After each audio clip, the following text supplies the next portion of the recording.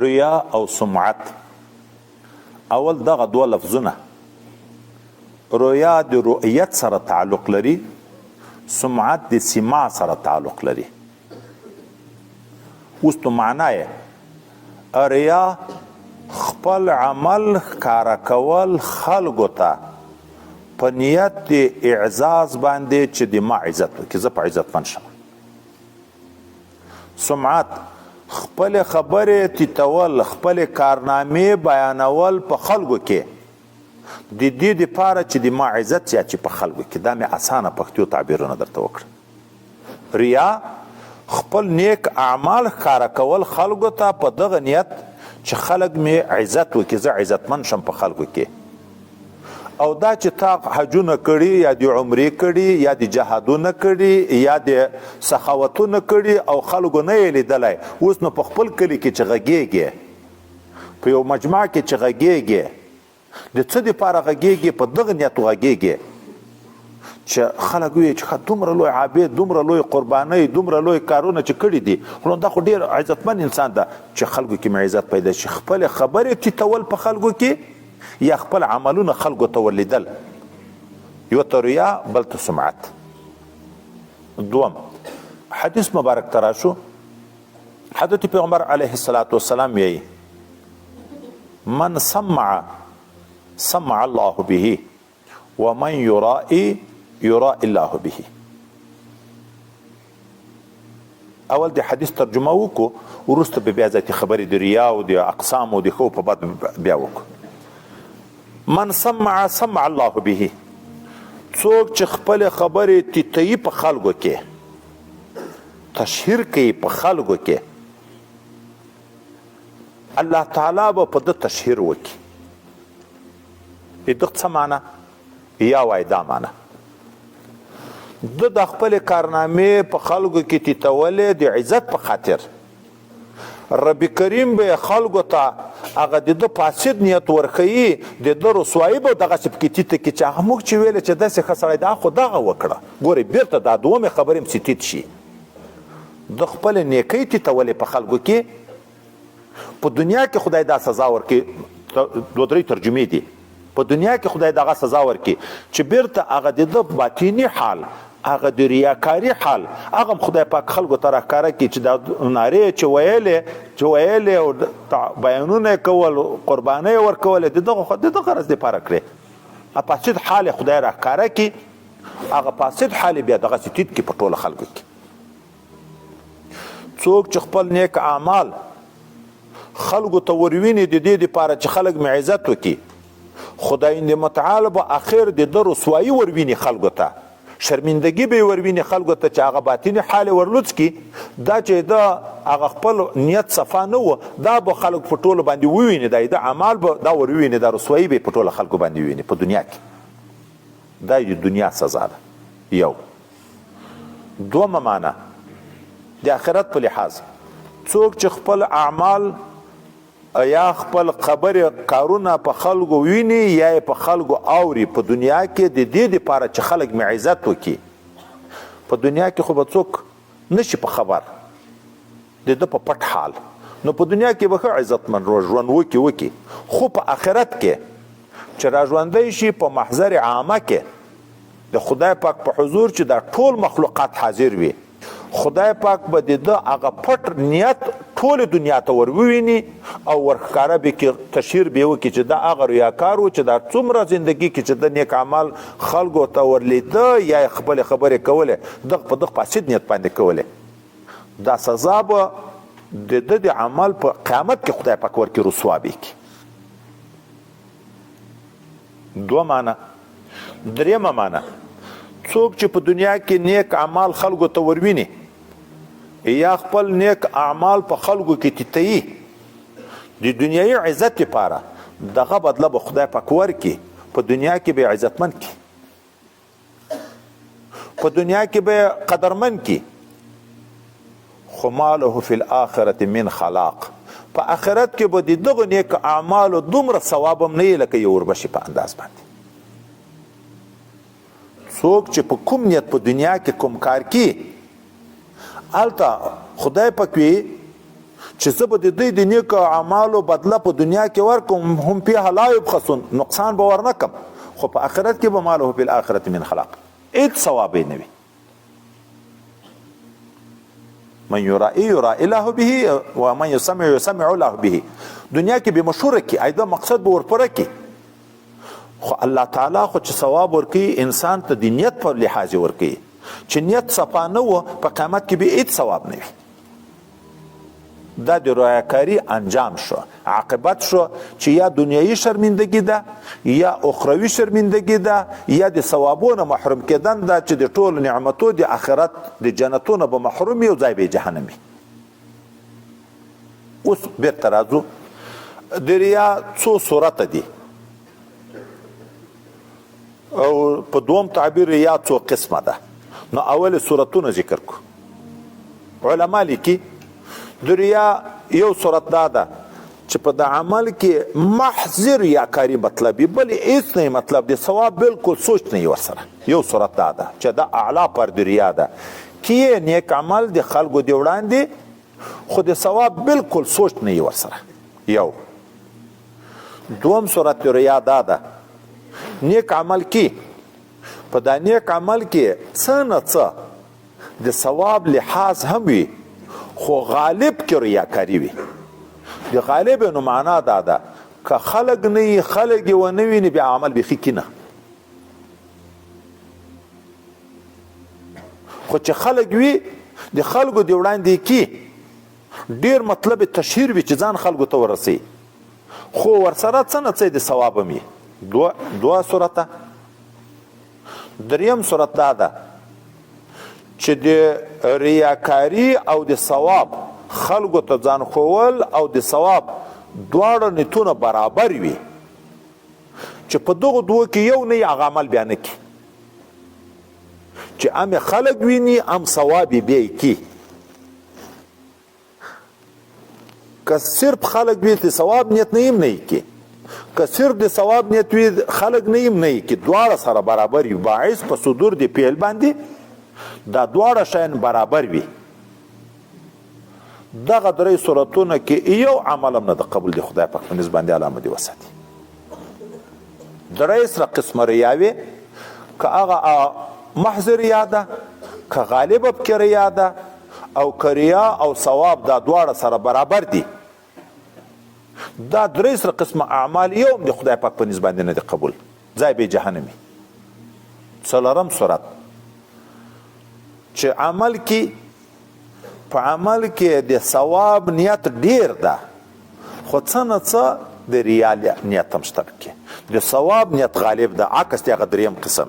د دوم قسم د ثواب جانب غالب ده، نو غالب وای معنا ده چې که خلق نیم کیه پرېږدي نه، خو څه چې دا اوس پټه ورکوي دا چنده په ښکاره یې ورکه، لږ به د خلق هم بیا سخی بولی. ډیر باعث خو ثواب وي، خو څه نه څه ریاکاري هم وکړي. دغه صورت وای انسان ډیر عاجز ده، محض اخلاص چې په هر عمل کې صرف او صرف د خدای پاک رضا وي، دا کم خلق پیدا کیږي. لہذا دغه عمل هم قبول نه د خدای پاک په نسبت باندې چې لږ ریا ورګړي، خو په ثواب کې فرق شو. موږ ویلې په صحابه مبارکینو په بد مو وی که تاسو د احد د غره غوندې سره زر صدقه کوي دیغه یو کیلو صدقو ته نه رسیږي. دغه فرق شته. قبول شو دغه عمل هم قبليږي، هغه هم قبليږي، خو یو ته په نیک عمل باندې خدای پاک یو په لس عوض ورکي، په دغه عمل بل ته خدای پاک یو په صلح عوض ورکي، په دغه عمل بل ته خدای پاک یو په وسو عزت عوض ورکي، په دغه عمل خدای پاک بل ته یو په ولک عوض ورکي. عمل یو ده، نتیجه متفاوته، ولی د اخلاص درجه متفاوته دي. څومره چې اخلاص اعلی مقام ته دي دغه ثواب زیاتېږي. دا څلور صورت ده. پنځم یو بل صورت ده، سړی نیک عمل د الله تعالی د رضا لپاره کوي، خو ورسره داسې نیت وکړي. ګوري په ریا کې د ځان د عزت نیت وي، دغه به اول زده کو. دلته داسې نه، سړی نیک عمل کوي خو د خلکو د وړاندې کوي، نیت دا وکړي چې دغه خلک ما په دغه نیک عمل وویني، دی هم په ما پسې اقتدا وکړي، خو دی هم د خدای بندګان دي، وخت ټول په غفلت تېرېږي چې دی هم دغه عمل شروع کړي.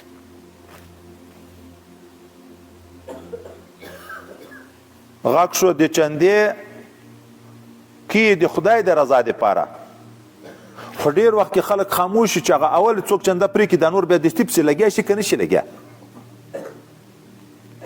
کمره کې ملګري دي، یو ملګری تهجد ګزار ده، خو که دا یې تهجد په ښکاره د نور وړاندې په دغه خپله کمره کې شروع کړي، دا نیت وکړي چې خو دا نور ملګري هم دغسې د آخرت ثواب ته محتاج دي چې دوی هم ګوندې په دغه پسې اقتدا وکړي. وای خپل نیک عمل په داسې نیت ښکاره کول چې خلک په ده پسې په نیک عمل کې اقتدا وکړي، دا ریا نه بلکې ثواب ده. الدال علی الخیر کفاعله، خو یو طریقه ده د تشویق خلکو ته، د ترغیب خلکو ته. ځکه خپل کارنامې ذکر کول مخکې چې موږ تاسو ویلي وو، و اما بنعمت ربک په حدیث جائز ده، خو فخر نه، لا فخره. دا نه چې خلکو کې زه عزتمن شم، دا د ځان سوچ نه وي ورسره، د خدای د دین د ترغیب سوچ یې ورسره، دغه ته بیا ریا نه ویل کېږي. په دوم تعبیر امام غزالی رحمه الله وی ریا 5 قسمه ده: ریا فی البدن، ریا فی الهیئت، ریا فی القول، ریا فی العمل، ریا فی التعلق. 5 قسمه ده. ریا فی البدن دا ده یو سړی، خدای هم دې وساتي، شیطان هم داسې دښمن ده، یو سړی خوراک ډېر نه کوي، خوب آرام ډېر نه کوي، وچ کلک ډنګار شي، رنګ تک زیړ شي، خو دا دومره خوارۍ په ځان تېروي، د څه دپاره یې تېروي؟ نیت شي وي. که په عبادت کې دغسې شي خو جنت ته ده نیت دا وي چې دا خلک مې قدر وکړي، ویایي به چې دا دومره ډنګر ده، نو دا ټول وخت نه پرې روژې نیسي، چې دا رنګ یې داسې تک زیړ ده، دا ټوله شپه په تهجدو تېروي، خوب نه کوي، آرام نه کوي، نو ځان هم خوار کې دومره خبیث شیطان ده، دنیا یې ور برباد کړي. نیت صفا نه وي، روژې نیسي، تهجدونه کوي، خوراک کم کوي، ځان بیخي نه ساتي، لحاظ نه کوي، ځان ډنګروي، خو په دا ډنګرتوب کې د ریا مشربې چې په بدن د خلکو ته ورویني، بدن ورویني چې زه ګورې ما بدن ته خو ګورې چې زه څومره نیک عمله یم. دوم قسم ریا فی الهیئت ده. ریا فی الهیئت دا ده په فاسد نیت باندې ځان په سنت طریقه برابري. ګورې که سړی په صحیح نیت باندې خو جنت ته د سنت اتباع. خدای وای هیئت د یو ښه صوفي د ښه عامل په شریعت جوړ کړي، خو خلک وایي چې څومره د سنتو پایبند ده. مثال یې ښولی، وایي څڼې ببرې، بریتونه په بیخ ویلي، کالي اوږده، کمیس اوږد، پایڅې پورته، په لیارې چیزي سر داسې زړولی، او د سجدې اثار په ټنډه باندې پریښي، د دغه دپاره چې خلک یې ویني څومره د سنتو پایبند ده. ګوره لیارې ته ګوره، د لیارې پښې لورې روان ده، پایڅې جګې دي، کمیس اوږده، جامې ډبلې اغوستې دي، د دنیا بیخي پروا نه لري، او د سجدې اثر یې د لرې نه په ټنډه کې ښکاره کېږي، لګیا ټول وخت په عباداتو لګیایي. دا نیت دا شو چې خلک مې اوس په دغه لحاظ قدر وکړي چې ګورې دا څومره د سنتو پایبند ده. دا ریا فی الهیئت ده. دریم ریا فی القول. یو ملا ده، خدای هم دې وساتي، همیش کتابونه ګوري، ښې واقعې ګوري، او بیا په هر مجلس کې واقعې شروع کړي خلکو ته، د جنتو خبرې، د دوزخو خبرو، د اولیاو خبرې، د نیک اعمالو خبرې. په دغه نیت باندې دا دماغ ضعیفه کې حفظ کوي چې خلک وایي چې دا څومره دیني معلومات لري، خلک وایي چې دغه سره څومره د آخرت فکر ده، شپه ورځ بس د جنت او د دوزخ خبرې دي، بله خبر نشته. دغه نیت ور خراب کړي شیطان. دا ریا فی القول، ریا فی العمل. چې خلک وي که لمونځ کوي ډېر ښه قومه جلسه تعدیل د ارکانو ښه اوږد لمونځ کوي، که د چندې او د صدقې راغی ښې صدقې پرې کوي، که د خدمت ځای راغی د مشرانو او د خلکو د وړاندې بیا ښه خدمتونه کوي. هر عبادت چې خلک وي د خلکو د وړاندې ډېر ښه کوي، خو چې بیا څوک نه وي یا یې بیخي کینه یا یې ډېر په منډو ګوډو مات. دا درک نشته چې یو رکعت یې وکړو که څلور رکعت یې وکړه، خدمت یې څه وکړه که یې نه وکړه. هر عبادتو کې داسې وي چې د خلکو د وړاندې وي بیا ډېر ښه کوي، خو چې د خلکو وړاندې نه وي یا یې بیخي کینه یا یې که کې ډېر یې کمزوری کوي. دغه ته ریا فی العمل ویل کېږي. پنځم ریا فی تعلق. دغه یې خواهش وي چې پلانکی مولوي صاحب هم د ما کره راغلی وای، پلانکی خلیفه صاحب هم د ما کره راغلی وای، پلانکی هم د ما کره راغلی وای. دعوتونه کې خلک دغه راغواړي چې خلک به وایي چې دا څومره لوی سړی د پلانکی مولوي صاحب هم ده ته راغلی و، پلانکی پیر صاحب هم ده ته راغلی و. دا نسبت ته وګورئ. یو چا یو ځای کې زه جلسې ته غوښتم، خو تک یو ځای طرف ته مشکل و، نو بیا یې بل چاته طالبانو ته ویلي چې پلانکی به لیار درته جوړ کړي، هغه دا د حکومت د خلکو سره تعلق لري. هغه ته یې تلیفون کړی چې خلیفه صاحب د ما د ملاقات شوق لري، که څه لیار ورته برابره کړي. طالبان ویل چې موږ ورغلو سړي ته یغ ته مخکې نه دا ویلي دي، موږ ته ویل چې پلانکي ته ورشي هغه به لیار درته جوړ کړي. وایي موږ چې ورغلو هغه سړي ته چې داسې خلیفه صاحب هلته جلسې د غوښتی ده که څه لیار جوړ کړي. وایي داسې داسې ډېر په تعصب ویل چې خلیفه صاحب خو ډېر لوی سړی ده، ډېر هغه ده، دا یې څه کوي چې د دغو خلکو ملاقاتو ته ورځي. یو خو ته ملاقات دپاره نه ورځي، خو یا جلسه ده. وایي ما ته خو ویل چې دی د ما ملاقات ته راځي، ته لیار ورته جوړه کړه. ما له والا چې 10 کروړه راکوي غواړي مې جلسې ته او بیا عنوان خلکو ته دا ورکوي چې دی د ما ملاقات ته راځي، چې په دا یوه بیان باندې 10 کروړه راکوي ملاقه ورشه. ریا په تعلق که هغه نه وي، دومره نرم نه وي چې خلکو ته مړۍ ورکوي، دا مې راواله دا راواله، دی لکه د بورې میږې زوی چې مور یې مړی، دا درک نشته چې پیر مې څوک ته نن دغه ته منډې وایه، نن دغه ته منډې وایه، نن دغه ته منډې وایه، نن دغه ته. بیا نو قصې کې پلانکي بزرګ ته تللی وم دا یې ویلې، پلانکي بزرګ ته تللی وم دا یې ویلې، پلانکي شیخ صاحب ته ورغلی وم دا یې ویلې، پلانکي شیخ صاحب ته ورغلی وم دا یې ویلې. مطلب څه وي چې ما د دومره ډېرو نیک خلکو سره تعلق دی، هغو ټولو د ما تربیه کړې ده.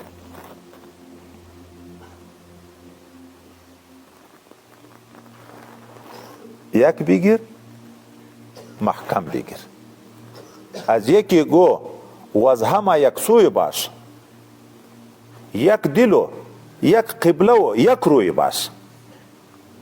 وروسته د پناپیلا خبره را روانه دي. فمن يرجو لقاء ربه فليعمل عملا صالحا ولا يشرك بعبادة ربه احدا. زړه کې نور ما درګرځوه چې پلان کوي به مې صفت وکړي، چې شرک وشو ریا وشو خدای هغه عمل نه قبلوي.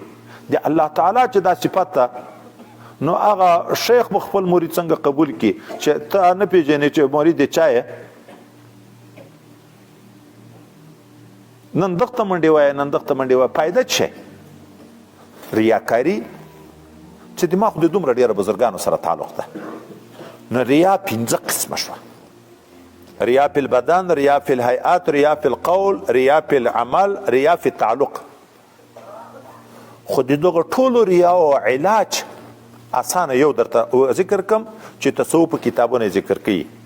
د هر قسم ریا چې کې د ټولو اسانه علاج دا ده چې انسان باید دغه تصور ډیر وکړي چې که دا ټوله دنیا د ما صفت وکړي، د ډنګرتوب مې صفت وکړي چې څومره په عبادت کې ځان خوار کړی، که هیئت مې صفت وکړي چې څومره په سنتو برابر ده، که مې د اقوالو صفت وکړي چې څومره اعمال معلومات لري، که د عمل چې څومره ښه لمونځ کوي، که د تعلق چې څومره د ښه خلکو سره تعلق لري، که دا هر څومره صفتونه وکړي دا ټوله دنیا، خو چې د ما عمل د خدای پاک په نس قبول نه وي، دا د ټولې دنیا صفت ما ته په قیامت کې د میاشتې د وزر غوندې ګټه راکوی شي، نو ولې د دې دپاره ځان خوروم؟ که بیا ټوله دنیا د ما غیبت وکړي، خو چې د ما عمل د الله د رضا دپاره وي، دا د ټولې دنیا غیبت ما ته په قیامت کې د میاشتې د وزر په انداز تاوان راکوی شي. بس شیطان هم خطا کی چې خلک به ویایي، خلک به وایي خلک که څه، خو خلک هم د تا غوندې دغسې د غولو نه ډک ده، هغه چې تا صفت کړي تا ته به څه درکړي؟ عمل د خدای د رضا دپاره. ریا 5 قسمه، خو د 500 قسمه آسان علاج چې ځان سره دغه تصور کوي چې ټوله دنیا مې صفت وکړي، خو چې د ما عمل د الله د رضا دپاره نه وي، د ټولې دنیا صفت ما ته څه ګټه راکوي؟ او که بیا مې ټول خلک صفت ونه کړي، په خلکو کې د نه یم زه محبوب، خو چې ما عمل د الله د رضا دپاره الله ته محبوب یم، بیا به د ټولو خلکو غیبت ما ته څه تاوان راکړي؟